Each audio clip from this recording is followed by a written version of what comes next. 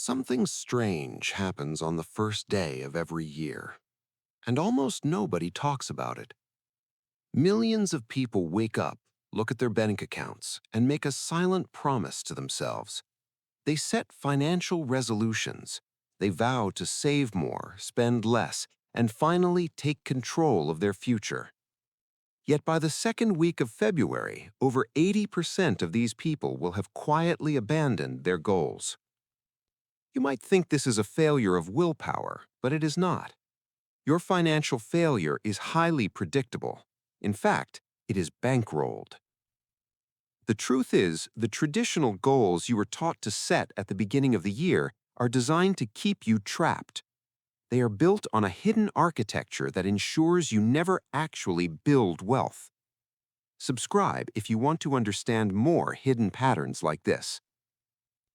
Look closely at two different people setting goals for the year. The first person restricts their life. They cut out daily pleasures, they track every penny on a spreadsheet, and they desperately try to pay down every dollar of debt. They spend the entire year stressed, only to find their net worth has barely moved. The second person makes entirely different decisions. They do not budget. They do not cut out small luxuries. They carry specific types of debt intentionally, and by the end of the year, their wealth has multiplied. This is not a coincidence, it is a system. But this is where the pattern becomes even stranger.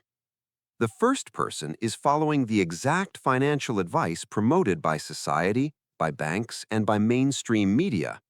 The second person is ignoring it completely.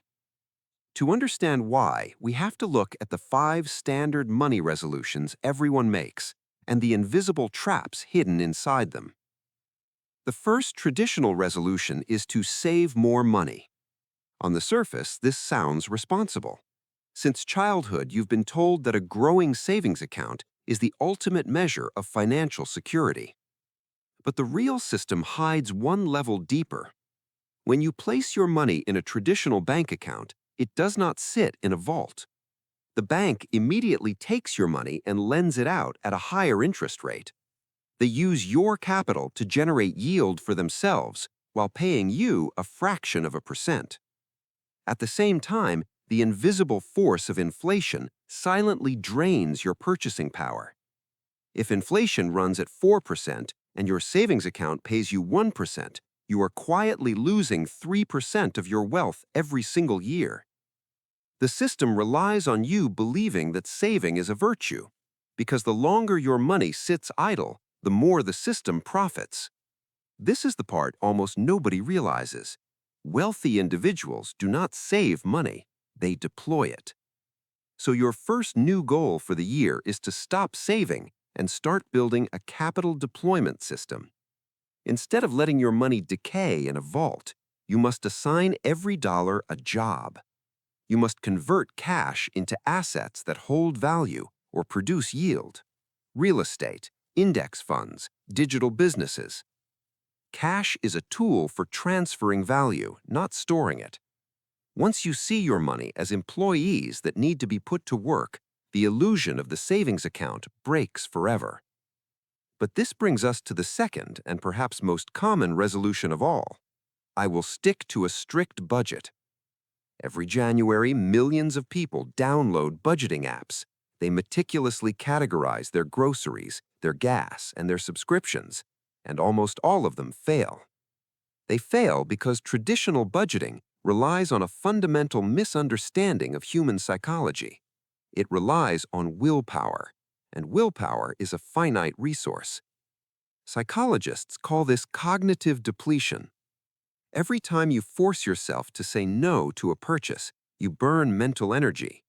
By the end of the month, your decision-making fatigue is so high that you inevitably break the rules. The system wants you focused on micro decisions. It wants you feeling guilty over a $10 lunch because guilt keeps you passive. Comment restrict or build below. Are you currently trying to restrict your life or build a new foundation? People who understand systems do not use willpower, they use automation. Your second new goal is to replace your budget with automated scarcity. Instead of tracking what you spend, you must automatically route your money the moment it enters your account. Before you even see your paycheck, a percentage is instantly diverted into investments. Another percentage goes to fixed costs. What remains in your checking account is yours to spend freely, with zero guilt. You do not need a budget because the system has already secured your future. You engineer a floor of wealth that cannot be touched by your own daily impulses. But this is where the illusion begins to break even further, because the third resolution is the one that keeps the middle class trapped for decades. The resolution to pay off all debt. Society treats all debt as a moral failing. You are taught that being debt-free is the ultimate state of financial peace. Most people never learn these systems unless they actively study them. Subscribe now to join the few who do. The misunderstanding here is profound. The wealthy do not fear debt, they weaponize it. When inflation is high, the value of currency drops. This means the actual cost of a fixed-rate loan also drops over time. If you borrow money today to buy an asset that increases in value, and you pay that loan back with money that is worth less tomorrow, you have effectively let inflation pay your debt for you. The system quietly punishes those who pay in cash and rewards those who know how to use leverage. Of course, consumer debt, like high-interest credit cards used to buy liabilities, is a trap designed to drain your future income. But a mortgage on a rental property or a low-interest loan used to acquire a cash-flowing business is a highly engineered tool. Your third new goal is to stop paying off good debt and start auditing your debt utility. You must separate sinking debt from leveraging debt. If your debt is attached to an asset that outpaces inflation, paying it off early is often a mathematical mistake. Those who understand the pattern redirect their extra cash towards acquiring more assets rather than racing to give their capital back to the bank. And this leads directly into the fourth resolution, the most distracting trap of them all. I will stop spending money on small luxuries. You've heard the advice 1,000 times. If you stop buying a $5 coffee every day, you will eventually be rich. This is a psychological decoy. Do you think success is mostly skill or mostly systems? Let me know in the comments. The system promotes the coffee myth because it shifts the blame for financial struggle entirely onto your daily habits. It distracts you from the macro decisions that actually dictate your wealth. You can skip your morning coffee for a decade, and it won't matter if you're overpaying on a high-interest car loan. It won't matter if you live in an apartment that consumes 50% of your income. It won't matter if you're in a tax bracket that strips away a third of your labor. The system wants you agonizing over $5 so you don't negotiate your $50,000 expenses.